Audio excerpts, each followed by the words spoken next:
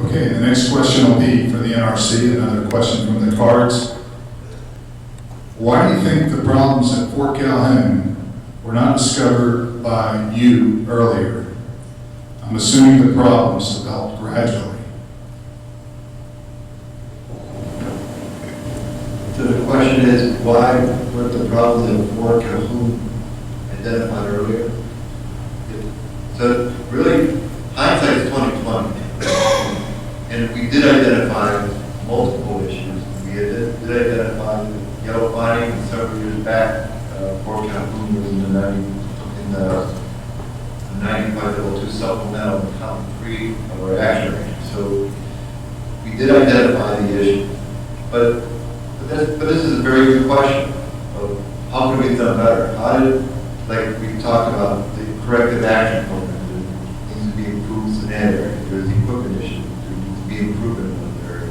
The NRC is going to also look as part of the 0350, as part of another supplemental procedure. We're going to be taking a look back and saying, what have we learned? What could we have done better? And what changes can we do to the reactor oversight process and make recommendations from that to see,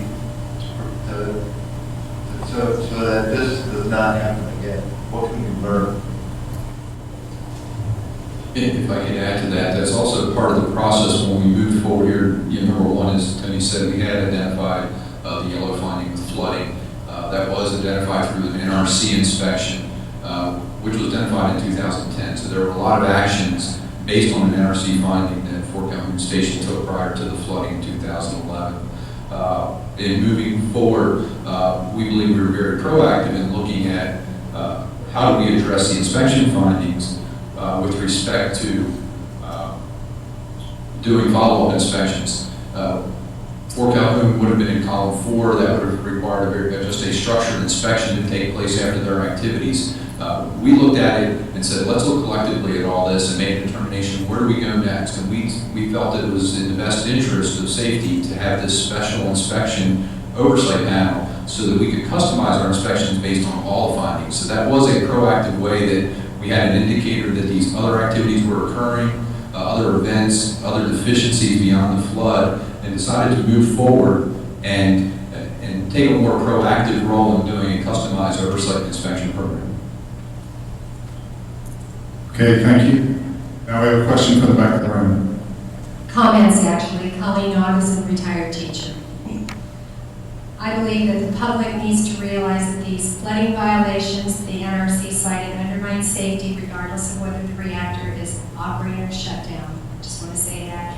I'm not sure that OPPD has yet learned its lesson from the 2011 flooding enough to assure complete safety during this next flooding season.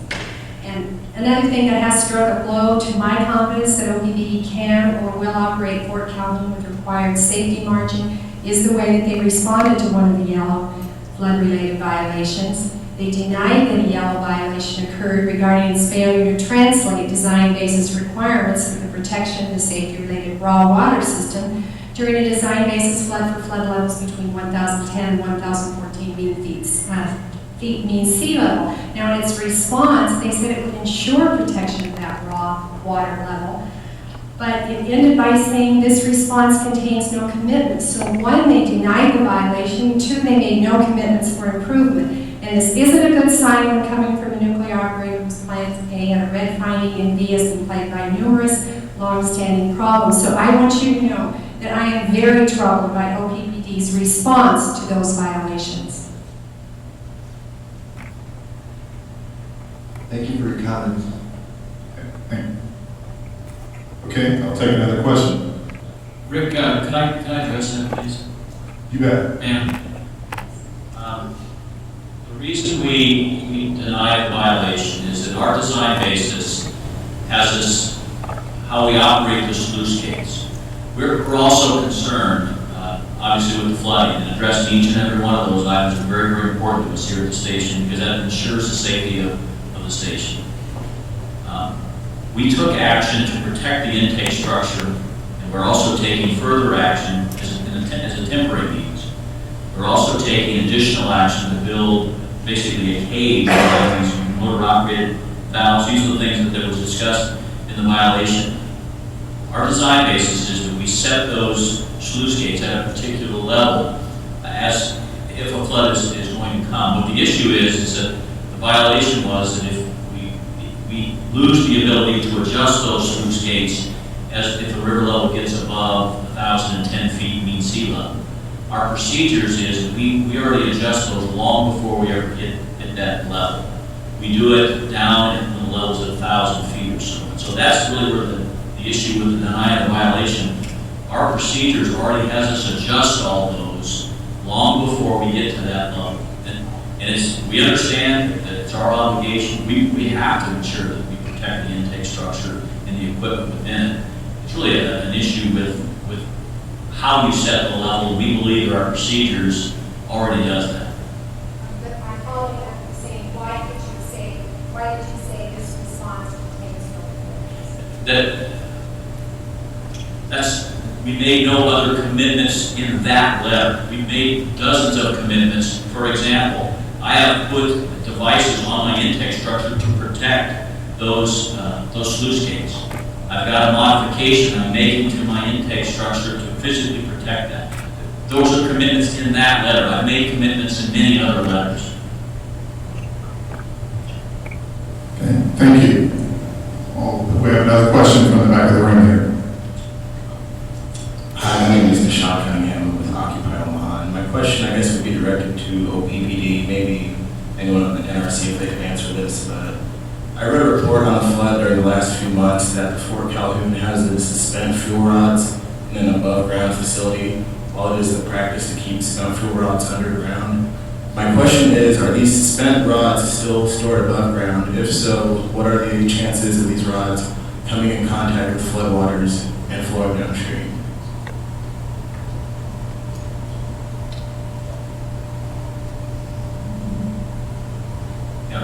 What you're referring to is a dry cask storage arrangement. Because of, we, like many of the nuclear power plants, have a limited storage capacity in our used fuel pool. And so in order for us to store fuel long-term, because the United States does not have a long-term solution, Yucca Mountain was that solution. That's no longer viable at this time. We have to take other measures to do that. With that, we use a dry cask storage pad. That nuclear fuel is selected purposely due to its burn-up and its energy content to ensure it's very low. Those fuel assemblies are put into a cask. That cask is hermetically sealed. I mean, it is welded, it is inerted, and it is then put into a transfer cask and put into these bunkers. They are steel reinforced enclosures that are at a high level on the property. And even if the water were to get around them, it would just provide additional cooling media for them, because the fuel itself is contained within these very highly, very, very thick, very, very robust containers. And we're no different than any other nuclear power plant that has that same type of dry cask storage facility on our site. But since we are the only one experiencing flood problems, I guess this would be to the NRC. Since that facility is going to be there long term, are there any plans to deal with, extra safety measures during a flood? You said that water could potentially get to it, but I guess are there any fail safes if something like that leaks? I mean, you've shown other leaks, so it's possible that this could happen too. I'll take your question. We actually did take a look at that during the flooding situation. As Mr. Bannister addressed, the independent spent fuel storage facility, it's at Fort Calhoun, is substantially above a lot of the other facilities at the plant. That was an intentional design feature of it. It was well above the flood water.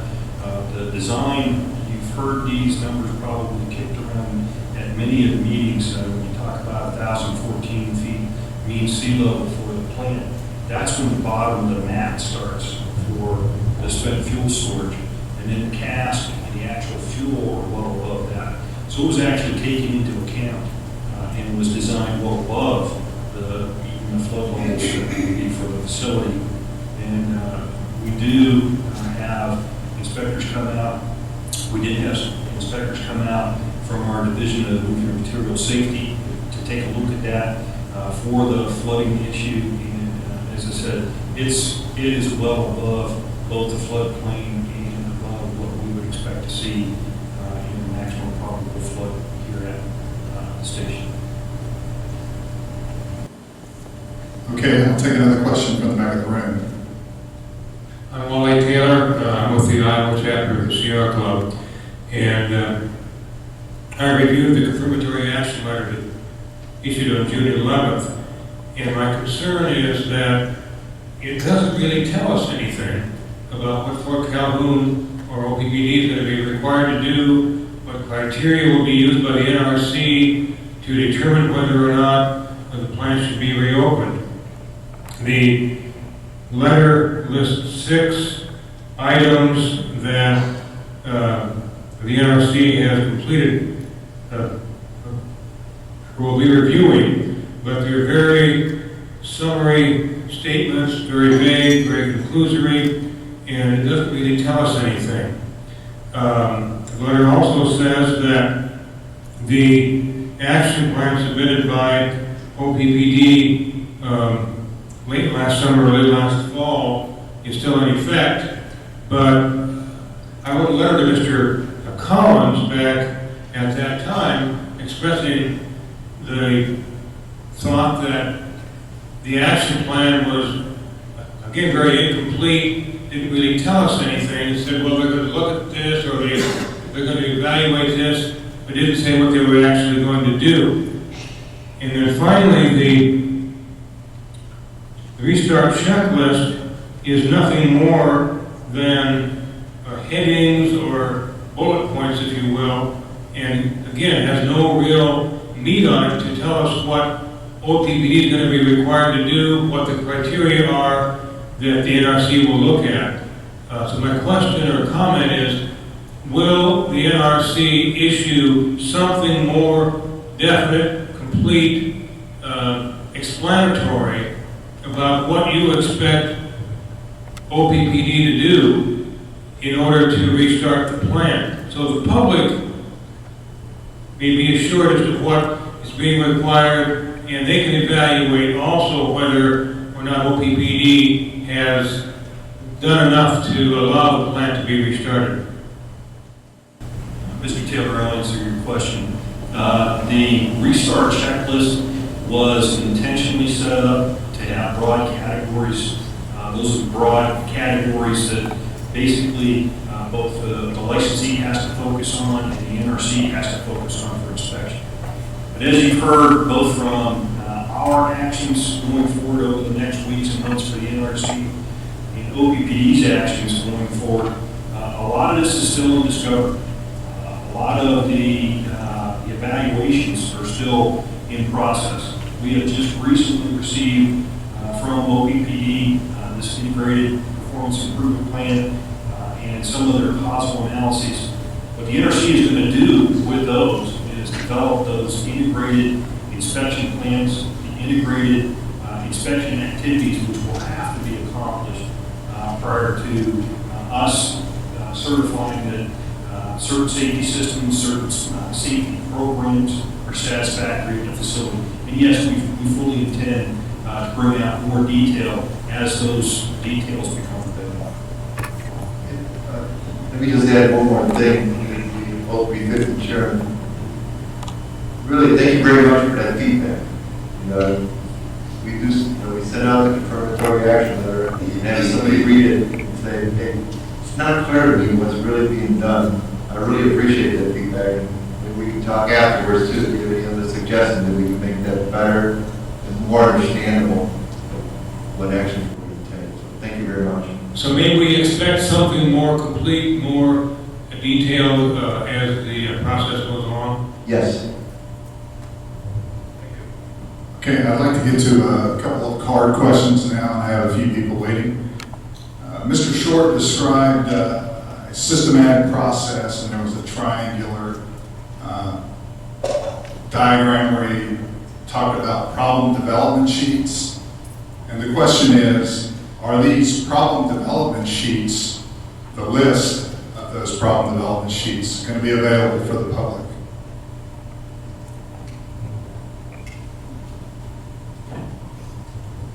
From NRC's perspective, we will be reviewing those problem sheets as part of our inspections. Where we believe it is appropriate, we would make those part of an inspection report. If it was appropriate to explain the issue and what we were doing, we will not require all those sheets to be submitted and put onto the docket. They're internal documents that Fort Calhoun will be using in their evaluations. So our complete documentation, our evaluation will show up in our inspection reports. Our basis for our conclusions will be in those inspection reports, and as appropriate, any of those documents would be included if they were used as the basis in those reports. Okay, another card question. This one's for OPPD, as it's called out on the card. Given the issues with safety culture related to a chilled workforce, how confident are you that the personnel, staff working on the discovery phase who have done the work in identifying deficiencies have done it without fear of retaliation?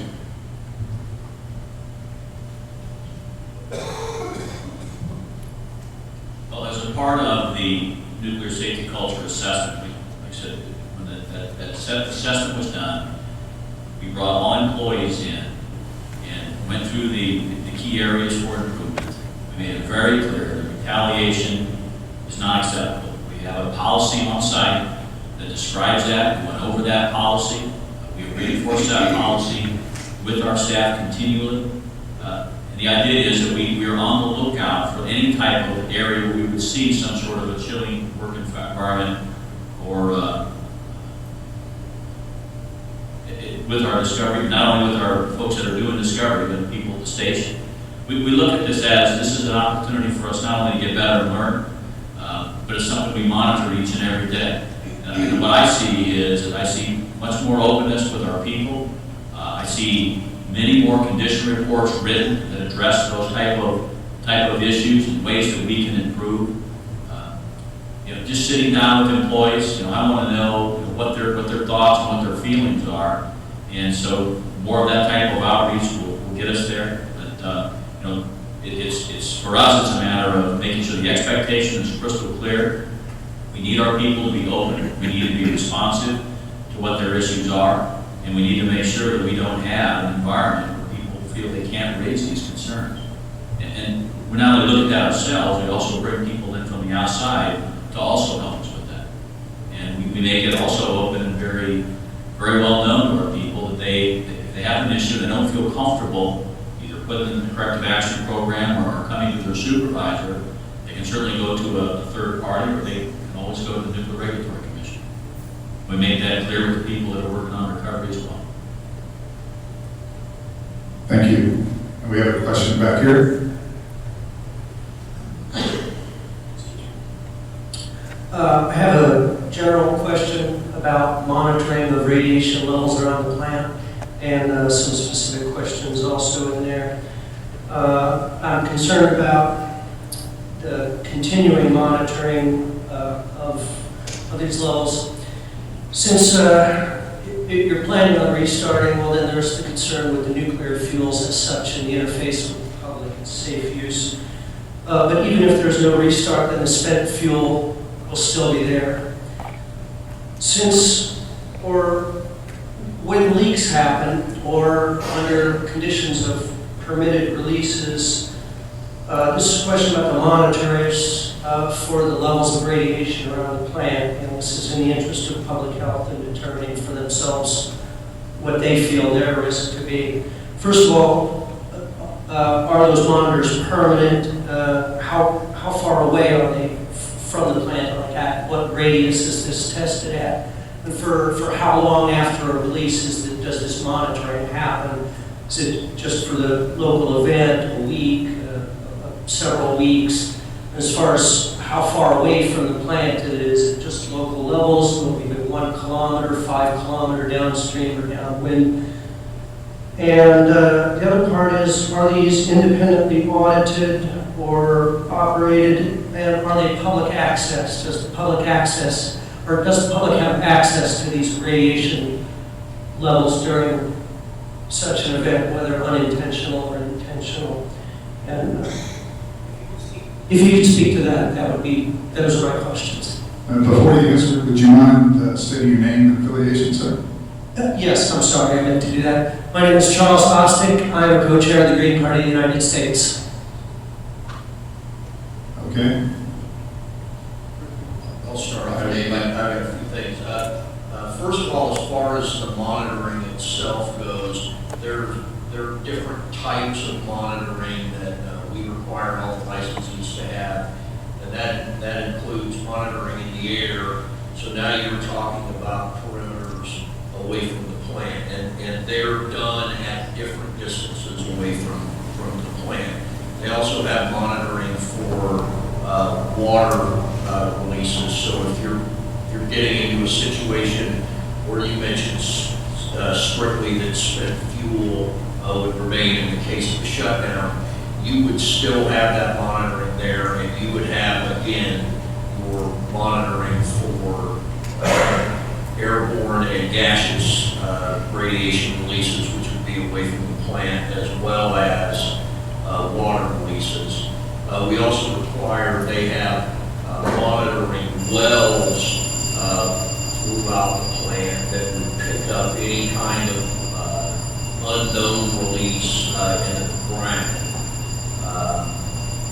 That they periodically pick those up to measure. So if there was some unintended release other than the ones that the fixed monitor would take into account, that's another method to be able to get a hold of that. More days. But we also have they're fixed thermoluminescence dosimeters that we have around, it's around a 10-mile radius that we have, as well as airborne monitors where they actually collect things on a filter and count it. These are located around the plant site as part of our environmental program. We also go out and take soil samples, vegetation samples, milk samples, and that's part of the ongoing program. That's not just at our plant, that's at every nuclear power plant across the country. Monitor that. Those are all maintained as records. Those are submitted and those are reviewed by the Regulatory Commission at some frequency as part of the environmental program. It hasn't been answered whether they're independently operated and whether they are accessible to the public so that they can decide for themselves their own exposure levels. Would you answer those? Well, in terms of our environmental program, that all becomes part of the record, part of the processes that we submit. Those are auditable certainly by the Regulatory Commission. In terms of the actual dose rates around the site, again, those are put into a report that we submit to the Nuclear Regulatory Commission. That would be part of the public record of any, exposure, any dose around the plant, which there is very low or none. And then that's documented in there. And we have to, every nuclear power plant has to put some sort of a projection that, based on if there was some sort of a release to the public where a person would be, what type of exposure that they would have. It would have to be below any limit that was available. Again, that exposure would be low to nothing. And I think to get a little further onto your question, as far as absolute real time, like right now, is it available to the public? The answer is no. But what you do and how you get your information is really twofold. Get them from our annual inspections that have to do with radiological releases. And as Dave mentioned, an annual report that they put out, which is called the Radiological Effluent Report, that's annual, that's submitted to us. So as far as real time, the data is not available, but it is available on a historical basis in at least an annual basis. Okay. Now I'd like to move on to a card question. This one is specifically addressed to OPPD. Given the fact that the corrective action program has been less than optimum for a long time, how confident are you that the reviews of past corrective actions have credibility? Well, first of all, one of the things that have been our prime importance is to really go out and we've made substantial changes to the existing corrective action program that we have. Another thing we've done as part of our discovery effort, we've done a substantial look back at older corrective actions, gone back many years to look at those actions, the level of rigor, look at the effectiveness reviews on those actions, and if we find something that doesn't look right or doesn't meet our standard, we write another condition report to go back and redo that action, or revisit that action to ensure that we do it to the right level of rigor to our standard today, not what it was several years ago. Thank you. We now have a question for Becca. Good evening, my name is Lynn Moorer. I want to thank you for this opportunity for public involvement and asking questions and making comments. Certainly the citizens play an equally important role, I believe, in helping you all to improve your accountability. There are significant questions about Fort Calhoun's preparedness and capability to protect the reactor core and spent fuel on site from the consequences of the total failure of any of the 6 upstream dams on the Missouri River. In July 2011, an NRC senior reactor analyst, David Lovelace, conducted a technical review of Fort Calhoun Station. According to NRC documents, he concluded that, based on as-built design and current compensatory actions, Fort Calhoun would not be able to survive failure of the Omaha Dam. The water height at Fort Calhoun following an Omaha Dam rupture could be as high as 1,060 feet mean sea level, according to the most recent Corps of Engineers assessment. This flood would result in flooding of all major plant equipment, including the main control room, and would likely require complete abandonment of the site for weeks. In response to Mr. Lovelace's analysis, a panel of NRC officials considered whether to require OPPD to provide additional information regarding cascading dam failure flooding on the Missouri River to enable the NRC to determine whether or not Fort Calhoun's operating license should be modified, suspended, or revoked. In March of this year, this panel reported that there is a need to address the cascading dam failure flooding issue at Fort Calhoun Station. The panel noted that the assumptions used in Mr. Lovelace's analysis were based on generic data, which may be conservative because a specific evaluation of the Missouri River dams was not completed. This NRC panel stated its opinion that obtaining additional information is justified, specifically with regard to consideration of what the design basis flooding event should be, and that consideration should be given to the cascading dam failure event identified in Mr. Lovelace's analysis. The panel noted that the information request the NRC would send to all U.S. nuclear operators, a request that would be issued the following week, requiring a reevaluation of flooding hazards would address the cascading dam failure issues. This obviously is the information request that a previous speaker referred to. These NRC officials concluded, therefore, that a separate effort to require information from OPPD would be duplicative.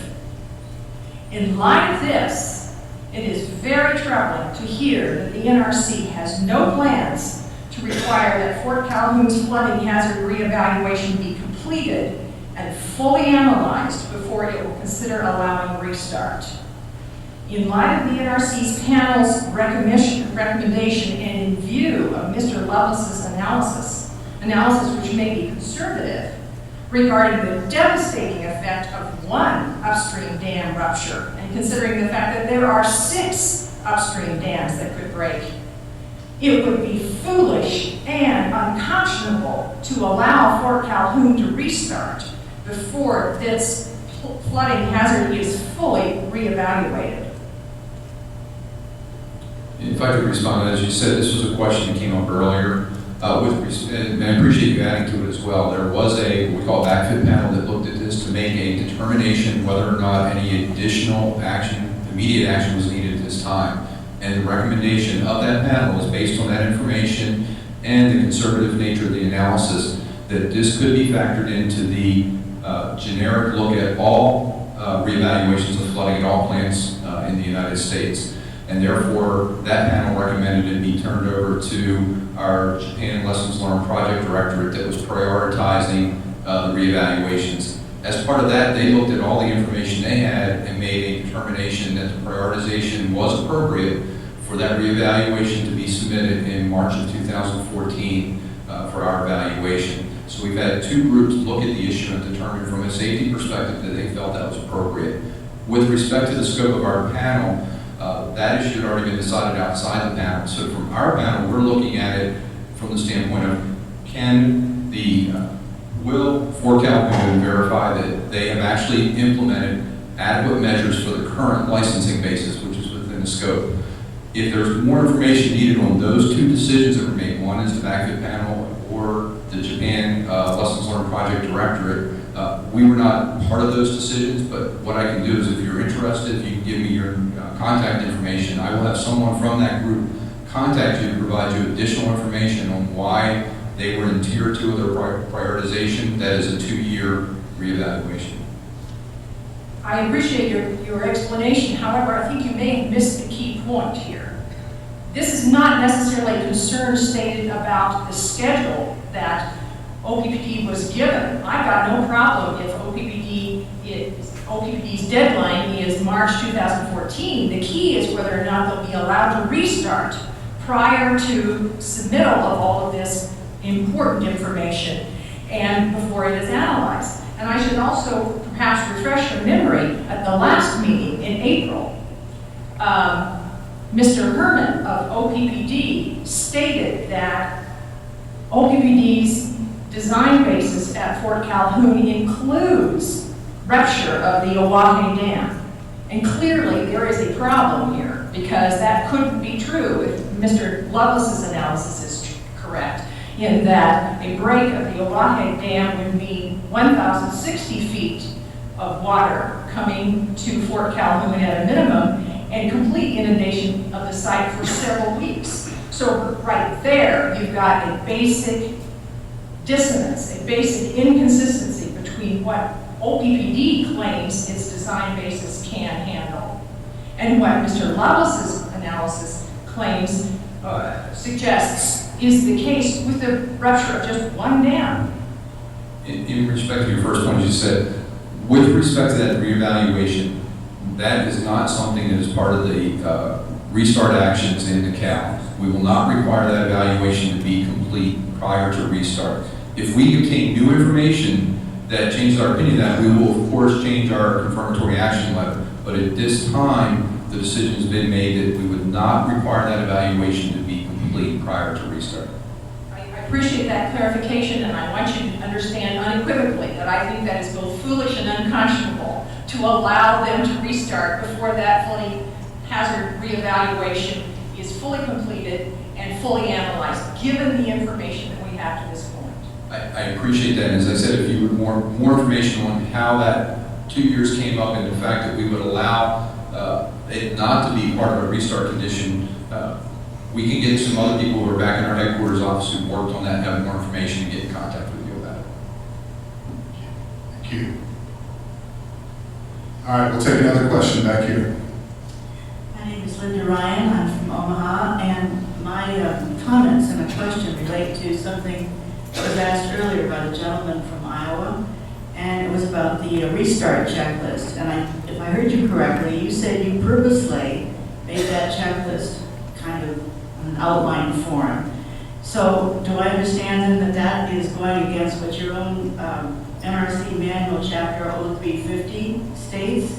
Because it says, excuse me, it says a restart checklist that defines it as an itemized listing of restart issues that contains a description and the status of the issue, status of the NRC regulatory actions, inspection report documentation, and the corresponding identified root causes and corrective actions that require disposition or resolution prior to restart. Now, it doesn't say you come out with a first checklist that's kind of vague, and then you're going to come out with something that's with all the details here. This one, I have a copy of it. It's vague descriptions. The status is not given for each issue. No inspection report documentation. And it doesn't identify root causes or corrective actions. Now, I know you say you don't have all the answers yet, but I just see it seems to conflict with what your guidelines are. It doesn't say you're going to do it twice. So you're going to, I take it you're going to give us what this guideline requires? We believe at this point we are following our guidelines with respect to manual chapter 350. I think what Jeff was saying earlier as far as the detail, at this point we don't have that level of detail to put into the document, so we don't want to be misleading and providing information that is just generic or lead someone that we're going to go down a different path. Instead, we wanted to make sure that the documents we're providing are accurate with the information we have today. And as Tony said, we will be updating the document to provide additional details of what we'll be verifying, what we will use as our decision to verify that each of these issues are adequately addressed, ensuring that OPPD looks at the appropriate root causes and takes the extent of condition associated with those, as well as the appropriate corrective actions. They will be identified in that revised checklist. This is a living document, will continue to be updated. And they will also be documented in our final inspection reports, which will have a final closeout of each of those items. So we believe at this point, as we move forward following these documents, issuing these documents as living documents and updating them does comply with what our internal procedures say. Okay, so eventually you're going to get to what the guidelines as I understood them to be. I want to know, are you going to post these on your website in a language that the public can understand? Yes, that is our intent. And let me just add a little bit more to what John said in my previous answer. You have a balance here. You have a balance in trying to establish a requirement for OPPD to work towards, a requirement for the NRC to work for in these restart activities. The details of the things, yes, everything that you mentioned, where it's going to go in the inspection report, the actual status of it, we have a structure for that. We could have provided that, we could have attached that to that confirmatory action and restart checklist, but it would have been blank at this time. It would have been uninformative.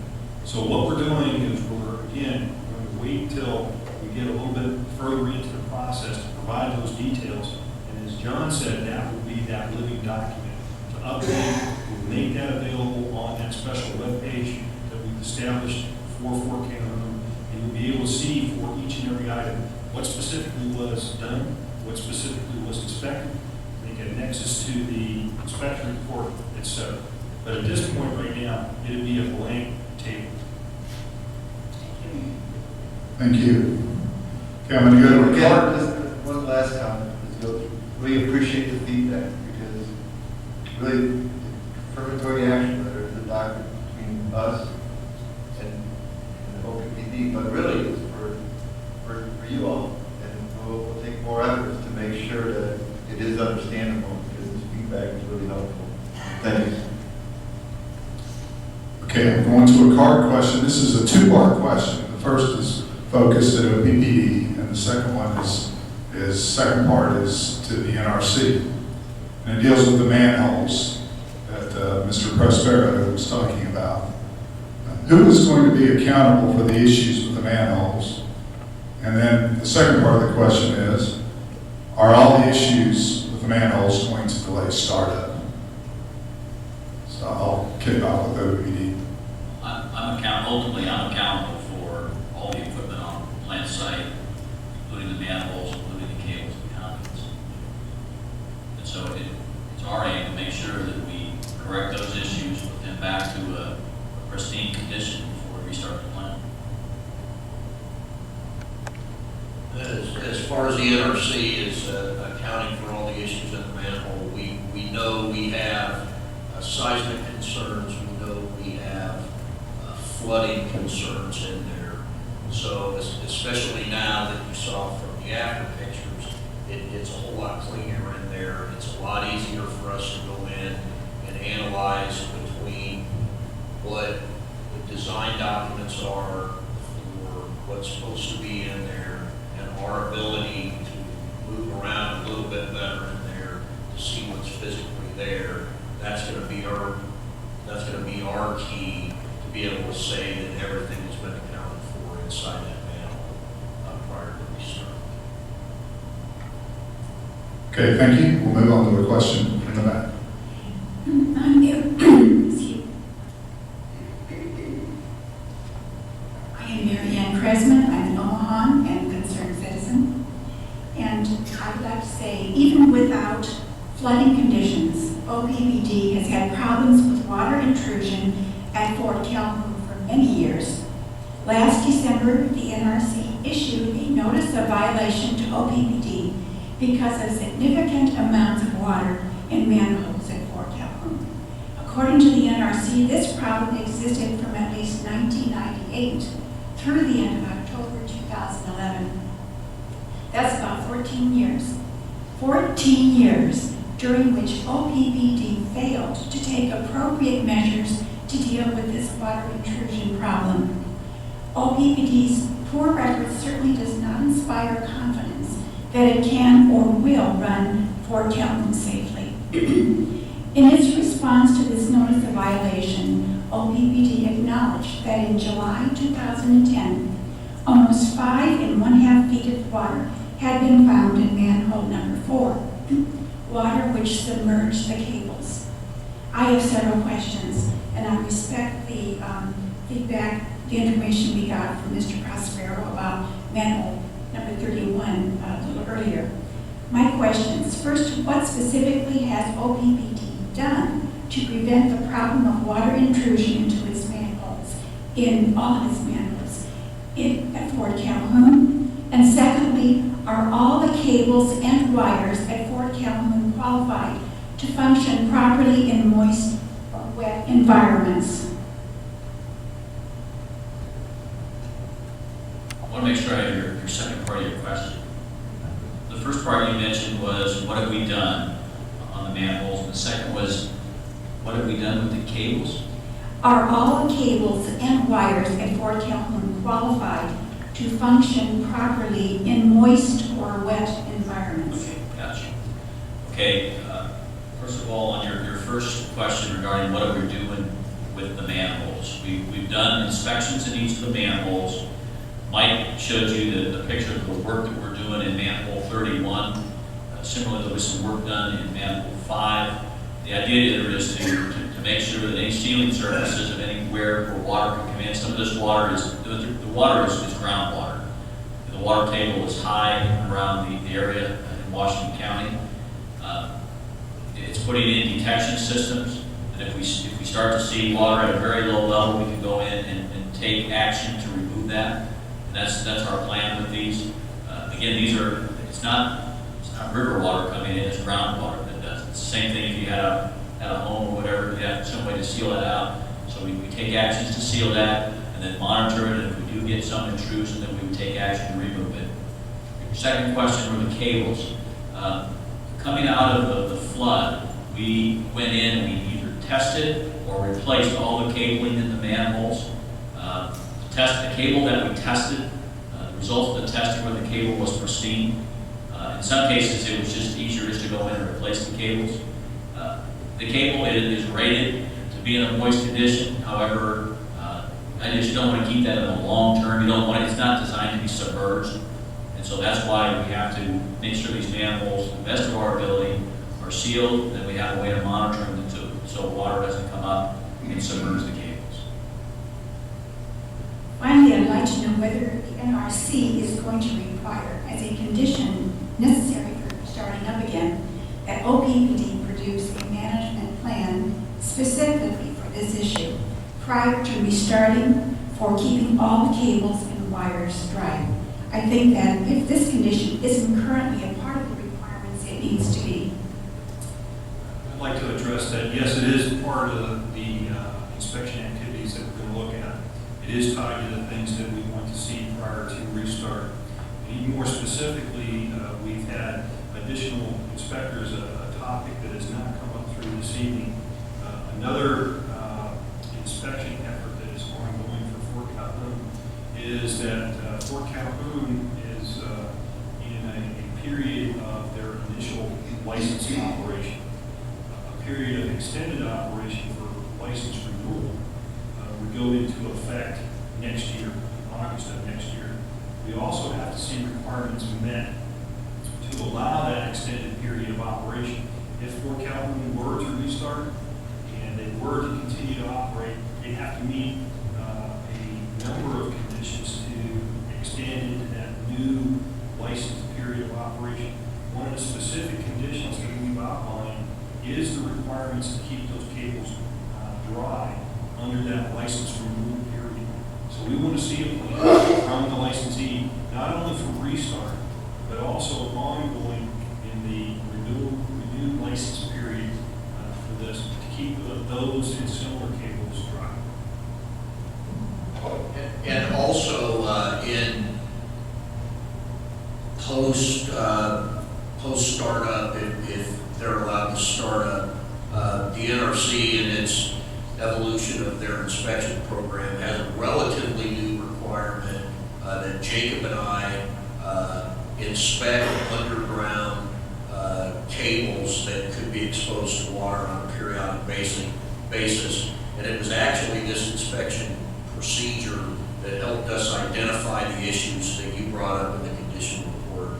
So it's something that we have learned is an issue that when you get to a plan where you see it's a problem, it becomes even a bigger focus on Jacob and I, which is now why you're hearing a lot about manholes, even a couple years after the inspection report that you just mentioned. All right, I have another card question. This is another one where the first part of the question goes to OPPD, and the second part is for the NRC. When does OPPD think the plant will be restarted? Which month, year? And the second part of the question for the NRC is, what about the NRC? First of all, we'll restart the plant when we are satisfied we have taken care of the issues that we found during discovery. And certainly we feel that our performance warrants that. We have a schedule, we work to a schedule, we have to work to a schedule, and also provide that schedule to the new regulatory commission as well, so they can do the plan. Bottom line is, we'll restart where we feel we've made progress and addressed the issues. We satisfy ourselves. For the NRC, saying there's not a specific schedule, but we do have is specific tasks and inspections that we will make sure they're completed to ensure that the plant can be operated safely. Okay, I have another question for the back of the room. John Atkinson, I work energy policy for Nebraska Wildlife Federation.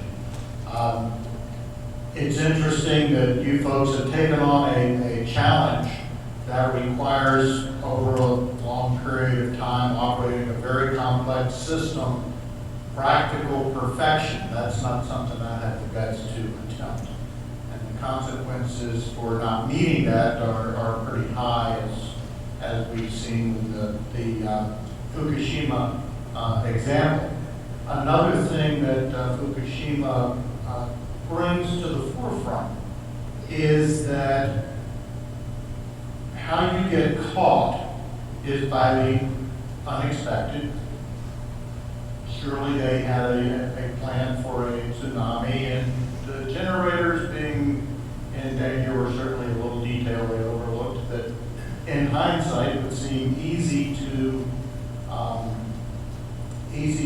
remedy, but in fact it was not. And I think that reflects the kind of concern that you hear reflected in the room tonight and in general, is that you've really got to get it right 100% of the time across the board, and that's pretty darn difficult, and I'm not sure I can say I really believe that that's possible.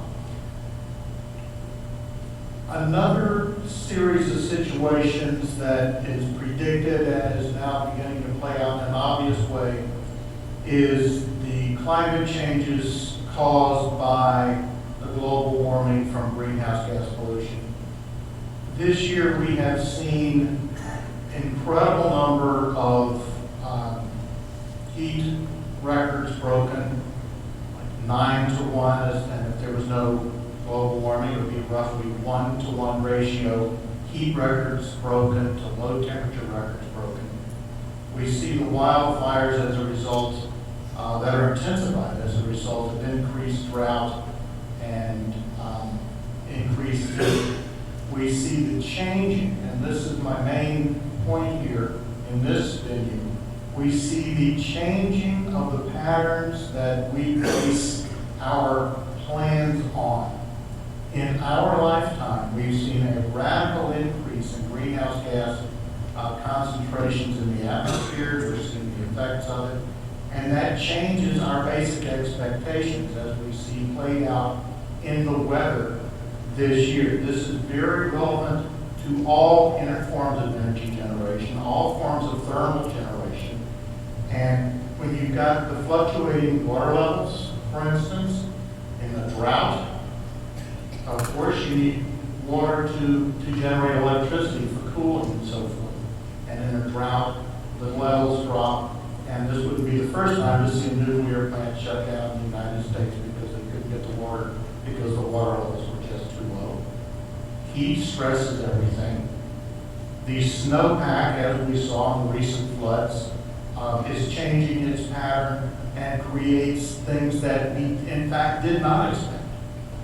And we're on the leading edge of the effects and of the new patterns. We don't know what the new patterns are, so we don't know how to project and predict the way we did when we thought we could rely on the last 100 years of data to discern those patterns. It's changing. And so my question to you, and I guess what I'm asking from the management at OPBD and the NRC, is in what way are you taking into account the change of weather and precipitation and heat and so on that impacts your operation so tremendously, and how do you look at the difficulty in prediction, which is so much more difficult than it has been in the past? If I can answer as many parts of the question, from the standpoint of licensing, we currently have requirements in place when you start to look